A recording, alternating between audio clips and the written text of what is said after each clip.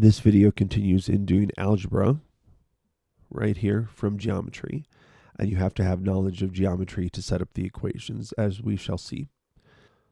Starting off with the geometry, angle DSG and angle LKN are right angles.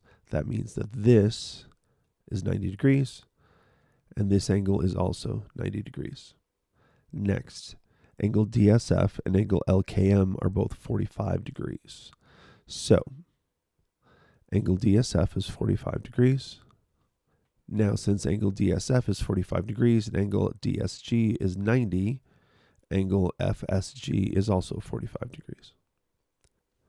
From this right here, x plus y plus 20 equals 45.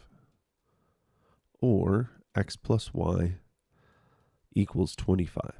Now from down here, we have x minus y equals 45. And we do not need to manipulate this equation because it's already in the proper form. Now we will do elimination on these two equations. X plus x is 2x, y minus y is 0.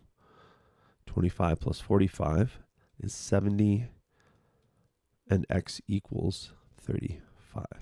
From there, we can pick either of these equations to plug back into. Let's choose the first one. So, 35 plus y equals 25. Therefore, move the 35 over, y equals negative 10. Let's box those so we know where they are. You might be wondering, well, can y be negative? Yes, x, y, any other variable can be negative. An angle cannot be negative. The length of a side cannot be negative, but a variable can be negative. And we will plug back into here. 35 minus 10 plus 20. 35 minus 10 is 25, plus 20 is 45. Check. Now down here, plug back in again. X equals 35, y equals negative 10.